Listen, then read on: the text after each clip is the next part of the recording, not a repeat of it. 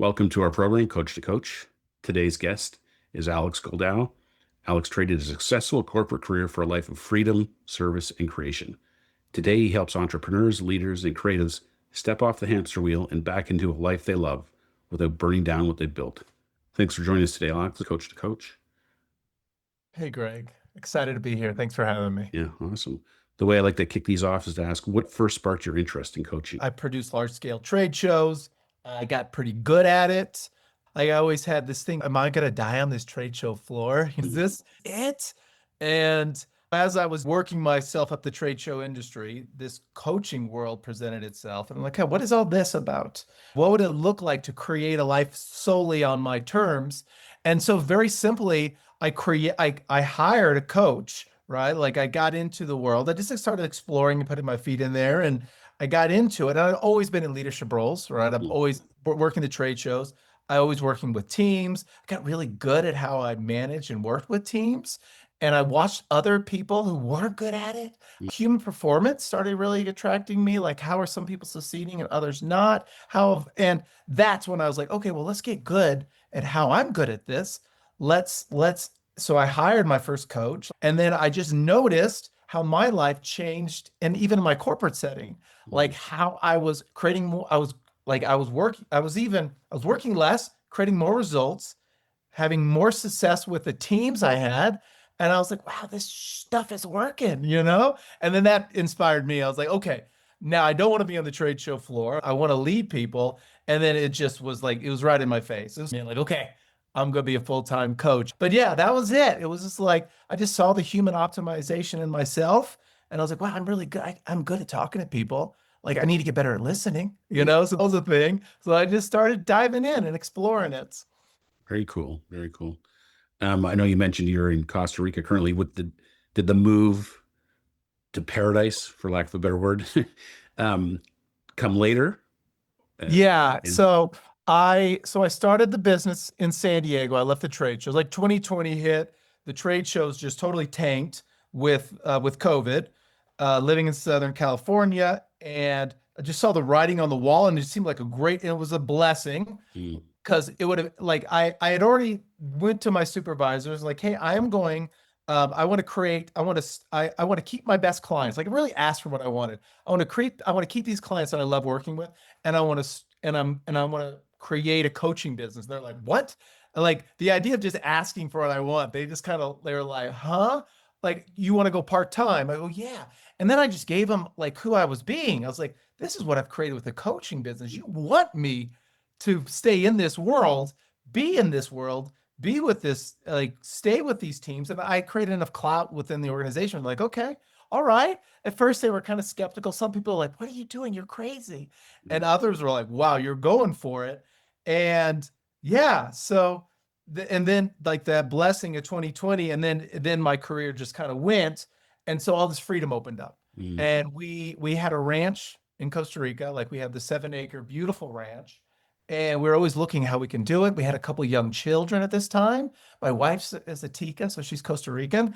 And then the business started to blossom and grow, and and I was like, babe, if we're going to do this, like, now is a great time to do it. So we kind of started creating it. Like, a mm. lot of my work is like this creating perspective. We can create everything we want. And we stayed in it. We stayed in it. And then this beautiful opportunity presented itself, and it was like, ooh, let's go. It was still scary, like packing our bags and moving here and leaving what we knew. And Yeah. my Spanish is terrible. Mm. And, it's getting better. But yeah, so we saw it, and then we started creating it. The business got good. My wife's business shut down with COVID as well. Like, she had this really successful eyelash business in San Mm. Diego. So we just kind of, we just took the plunge, a lot of fear, but we did it, and the coaching was so helpful, and just stepping into the fear and being like, okay, we Yeah. can do this. So yeah, yeah. I love that. Yeah. Well, it But certainly would give you a lot of experience and perspective that you can share with your clients in terms of stepping into their own fear. It's going there first yourself is an awesome model for your absolutely. clients. Yeah. Yeah, I created this only do what you love. I even did a keynote on it last year, and I got in front of a bunch of business owners, Mm. creatives, and like creating a life of only doing what you love. And I could be like, hey, like, it is like some of the first coaches I hired, they were living this reality that I was just like, how like that's possible. And like seeing it, and I was like, okay. And now I get to like be in it, and I get to like pull the plantains from the tree, and then Yeah. get on a coaching call, you know? And Yeah. to me, like embodying that of like having it all and living it all and being that example. Oh, yeah, it feels really alive. Just embodying the speaking and the coaching and yeah. Yeah. Yeah. I love it. I'm really curious about your practice. I mean, how is a life living a life you love come to life in your practice, and kind of who are you working with? How are you working? That kind of stuff. Okay, great. Yeah, thank you. Thanks for the question. Thanks for the inquiry. So many of my clients, like, I don't know if your practice was similar, but like I served an interior designer, a creative entrepreneur that was really just kind of stuck, like stagnant in her business. Mm, Didn't really know, like she knew what she wanted. Like she had this idea, this second line of income, money, how she managed her employees. She had this idea, but she like bringing it to fruition was a whole nother story. And so this was what, 7 years ago, early on in my coaching. And she was like, hey, can you help me? And I was like, I don't know, but let's find out. mm, And that just like watching her revenue increase, I was revisiting like some of the magic that's been created with a lot of my clients and watching like 12K monthly, how she managed her team. And her being a creative entrepreneur, like, and watching her business grow and all the changes and really just enjoying her business again. Like a lot of people that have been attracted to me, like I'm a high energy guy and I bring a lot of passion, and they got into the business, especially the creative entrepreneurs, of the love of, like, we'll use an interior designer, like the love of the decoration, of the love of creating the ambiance when you walk into a room, the mm, space. And they, like, so many of them started their business with this idea of loving that, and then it's just dissipated through mm, the work, through running the business, through like managing people, like things that no one, unless you've had a great mentor or a great coach to like say, like sit you down and like see these blind spots or see what's been created from your past, and like the people pleasing or a professional self versus a social self, like all these things that they didn't really learn or experience. And we got to break it down. And then like start having more fun in the business. mm, A client to me yesterday, she was like, Alex, I'm making more money and I'm having much more fun. And she signed on with just that. Like, I want to just have fun again. And if I'm going to do this, I want to make some more money. I was like, let's go, you know?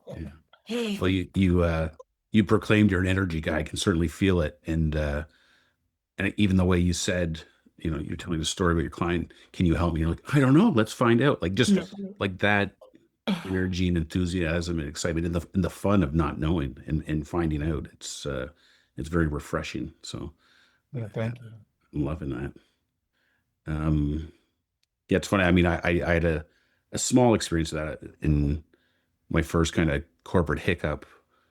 I thought, oh, I'll try to turn my hobby into a career. So I loved doing like home renovations and woodworking and stuff like that. And so I started doing that, and I ended up hating all those things because it was like if I never lay another tile in my life, I'll be happy. Or if I never, Yeah. paint another room, like Right. stuff I thought I loved. And part of it was just the repetition. I mean, knowing what I know now, when I look back, it's like, uh, I was expecting the work to create the fun and the energy and the happiness versus being the fun and the energy and the happiness. Yeah. And no regrets. So I learned a lot, and it's been long enough now that those things are back in my life as hobbies and things I still enjoy doing, and teaching my kids how to do, and Yeah. like that. So I love that. Yeah. No, so it is. Yeah, like through the inquiry, right? Like through the actual like creating it, you get to that point where you're like, huh, do I actually love it to like creating it in this? You get to create it however you want to do it, yeah, but you don't find out unless you kind of really get into it, explore it, yeah, get like ask the consequential questions, like get into that. And yeah, so like when I stand up on that stage and I'm like, you can create a business in life where you only do what you love, I get these like, look. And I'm like, and but hold on. it's not about like it is not about avoiding the discomfort, Mm, right? It's like you will have your greatest success when you learn to love the discomfort. Like if you can actually see it and get like, okay, I'm gonna play my edge. Like when I say that to people, that doesn't mean, okay, if I don't want to do bookkeeping anymore, I'm not gonna do bookkeeping. Oh, okay, well, yes, there's an opportunity to find somebody else to do your bookkeeping. mm, But if that's what you want to do, like let's ask those questions, let's get really curious. But I like I never I'm not we're not going to be avoiding the discomfort. Like the playing your edge, that's where the growth happens. It's like you learn to love your edge. And mm, it's that felt sense. Ooh, like anytime I do a speaking, especially on a topic like that, oh, I feel my edge. I'm like, mm, oh man, here we go. And there's so much growth in that. And if it's like screaming at me, like, oh, do I want to get up there and do this again? I'm mm, like, okay, do I not love to do this? Because I love it. I feel so alive. So, okay, so there's discomfort in it. Oh, and where there's the love, right? There's the pain. You mm. don't get the love of a child without like the time they accidentally kick you in the balls or they Yeah, purposely kick you in the balls. yeah, Like, you don't get the love without the pain. I mean, that's figuratively pain, but you know what I mean as well, in yeah, the absolutely. emotional bit. Yeah, yeah. Was my daughter just graduated from university on Friday, and we were reminiscing about stories from her childhood and stuff. And Uh, you just reminded me of one of the stories. She was little, like maybe 2 or 3, and I'm holding her, and she just leans in, bites my nose because her little 2-year-old mind was like, I wonder what his nose tastes like or something. I don't know yeah. what she was thinking. Man, did that Yeah. hurt. Yeah. Yeah. Yeah, and it's like those moments like I have a 4-year-old and a 6-year-old, and my 4-year-old like it, my 6-year-old, he's so chill, and my daughter is so loving, but she also has these moments where you're just like I'm like you're just feeling that energy, that overwhelm, and I don't get that overwhelm like you get that I get that and I feel it Mm, and I'm very present to it, but I without that overwhelm, I don't get the moments where she like tracks me down in the morning because I'm meditating and hops in my lap and she's like, and mm. like and she looks up at you, I love you, daddy. Like, Yeah, I don't get the pain without yeah, the love, yeah, yeah. I love it. Yeah, Yeah, it's a package deal for sure. absolutely. It's amazing. Um, I'm really curious for you to share a couple examples of how coaching has either helped yourself or your clients, stories that people listening to this can really kind of see themselves in and go, oh yeah, maybe I could use a coach for that. Yeah, absolutely.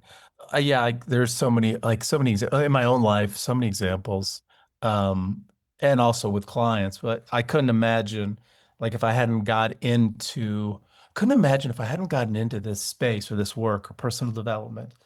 Um, my relationship with my wife, with myself, with my kids, Mm, how hard I used to be on myself, or like how I would beat how making choices. Like I grew up not, as a straight white male, like you should have it all figured out, mm, like you've like had like I had my challenges, like my garbage is my garbage, right? But if I hadn't really unpacked some of the different things about my life, or like my lack of connection with my dad, or like things that I grew, like how all my relationships, like, if things got messy, I'd be like, I'm out the door, you mm, know? And if I hadn't unpacked that, I don't know, I wouldn't have the amazing relationship I have with my wife. I wouldn't have all that. So the coaching for that has been just extraordinary. Like creating a perspective in my life that I create everything, like mm, everything's about my creation. Like I'm a Spurs fan and the Spurs lost. mm. And I was like, how did I create that?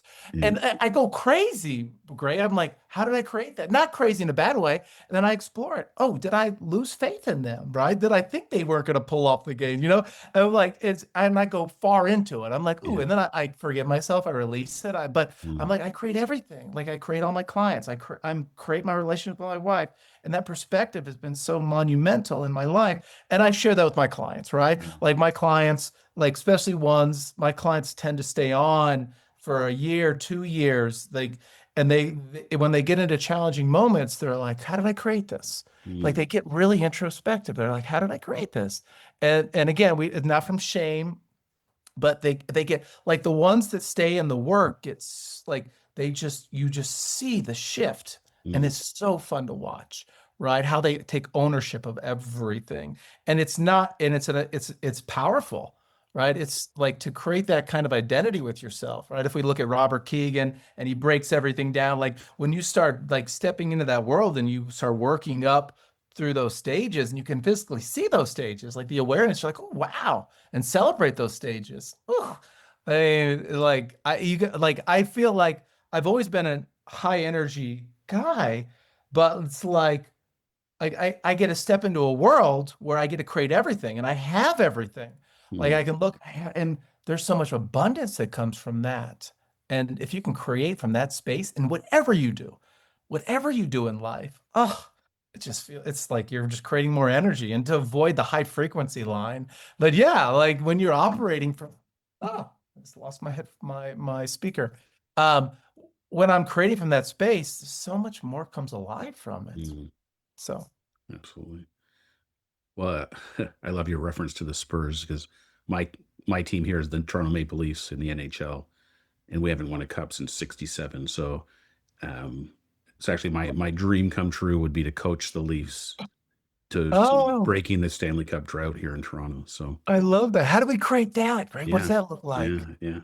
That's that's a great question. I've just started working with two coaches, and that's what we're working on. So I I love kind of it. did passively been sending letters to the general manager of the team for the last 3 years, subsequent to me sending the letters that they, every year they seem to get fired. But Yeah.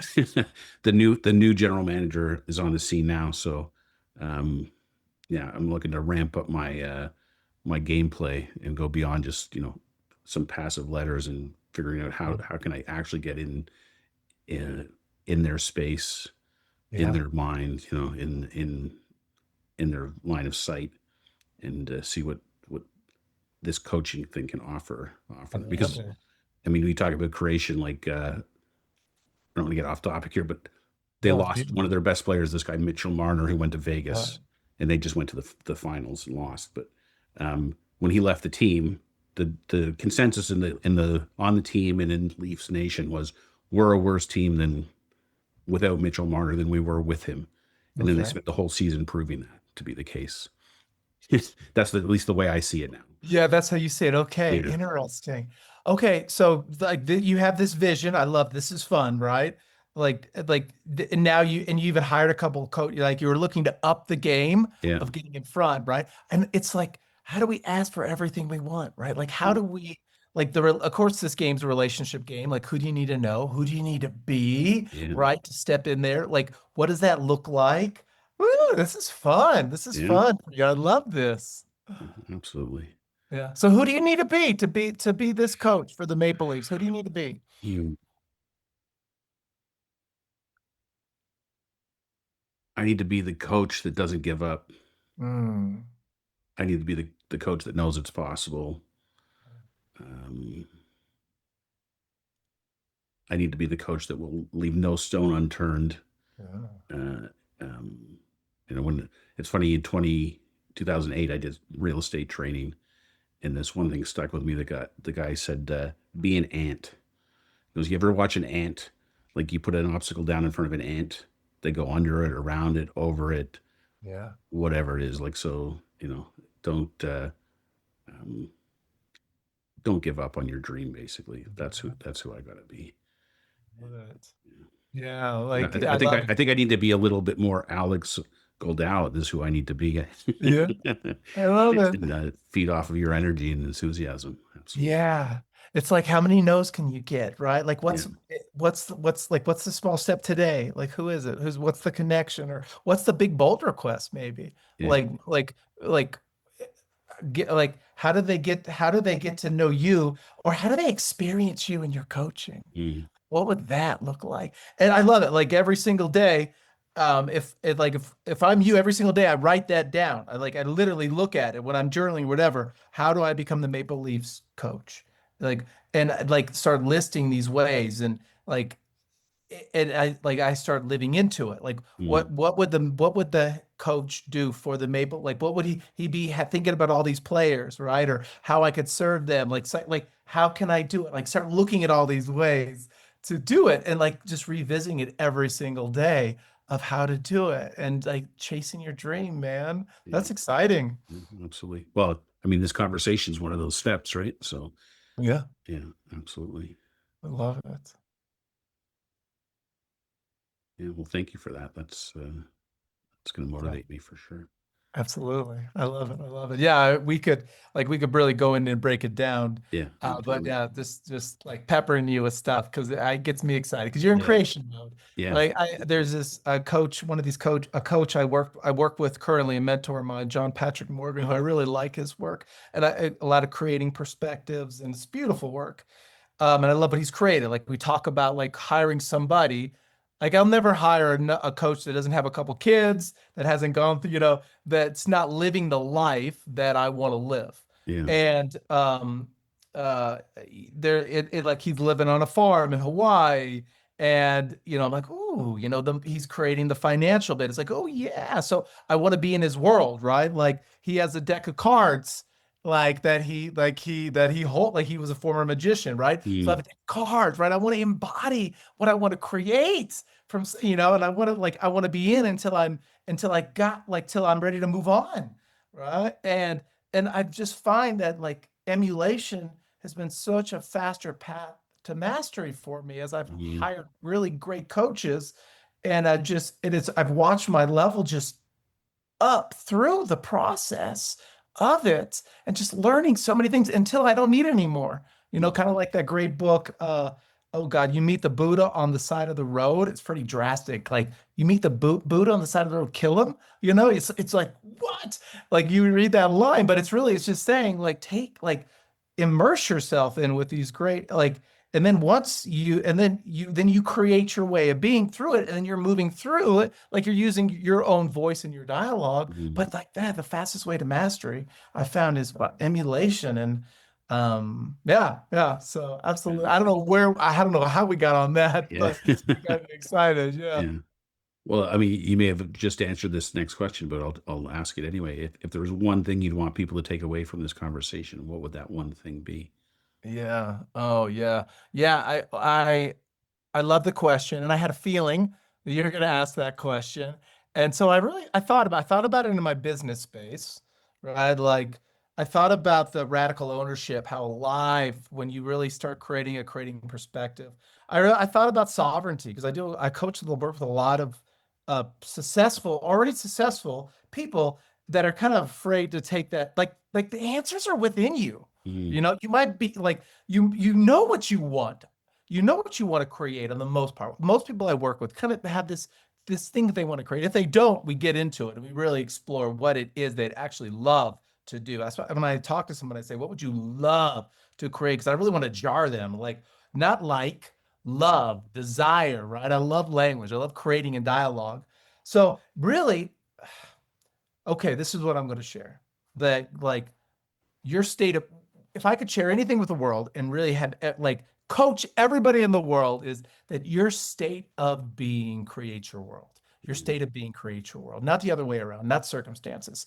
So if you can cultivate through personal work, whatever, like there's a lot of different modalities of it. If you can create your way of being, and your world will change. It's not consequential. It's not circumstantial. It is your way of being. Like every morning as I get into my practice and I journal and I write, my wife is a Costa Rican and she needs passion, right? So I write. I am passionate love to my Tika princess Anya Prado. And I feel it as I speak it to you, Greg. I feel it in my bones. And mm, then I'm normally up for everybody else because I get super excited for the day and for the work, and it trickles through my bones. And then when I see my wife, I get to give her that, like, I can feel it already. Like I'm mm, cultivating my way of being with her and give her that hug and that kiss and like create the flirtation. Oh man, So mm. yeah, your state of being creates your world. And if you take that kind of work into your life is a fun place. It's a fun-filled adventure. Awesome. Well, I'm quite certain people are going to want to find out more about you and what you're up to. So, where's the best place for people to check you out and see what you're up to? Okay. So my website is very simple. It's Alex Goldau, alexgoldau.com. That's super easy. I see all those messages. My Instagram, Soul Coach AG. Like you can type in Alex Goldau. I'm on LinkedIn, right? So all my professional contacts, Instagram, website's great. YouTube, like Mhm. the way I speak with you here is like have the videos I do, my keynote. So I'm pretty easy to find.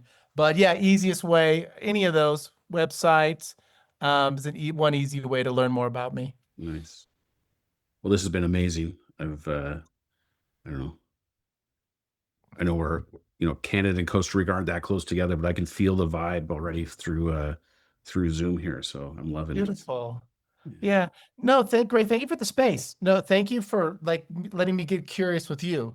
Cause I love that. Nice. I love speaking about me, but I'd much rather like get curious Yeah. about what you want to create and what you want to do. Yeah. So thank Yeah. you for Well, that. I love the cup was just won last night. So literally I'm looking at it as like, okay, the journey for the next cup winner starts today because it. Yeah. the cup was just handed out last night. So Yeah. um, Our it's worlds are thank you pretty for that. similar right now. Like I was doing writing, like as we talked about sports, because Yeah. sports have been a huge connection in my life. Like as I was exploring all like the dislike towards the San Antonio Spurs, right? And I'm Mhm. like, how could like and I'm like what is it? Oh, and I'm reading Muhammad Ali's The Greatest, right? The Mm. autobiography. And like it's just speaking to each other. Like when you're shooting for greatness, right? Everybody's going to be knocking you down. Like what you want to create, like I want to be the greatest at this, Mm. right? And like, how do I get it? Like, I am the greatest, right? What comes first, the having or the actual title? Like, what comes first, the feeling, the energy of it, Mm. right? That's why I love, like, when I was like reading Muhammad, like, I am the greatest before he won anything, and everybody's like, who is this Yeah. man? But it's Victor feels like that same kind of energy, and people are going to want to knock you down. So as you were looking to create this dream of yours, people are going to look at you crazy, but you're going to be like, no, Yeah. I'm the Yeah. greatest. I'm Yeah. the greatest hockey coach there is. Get me in front of these people.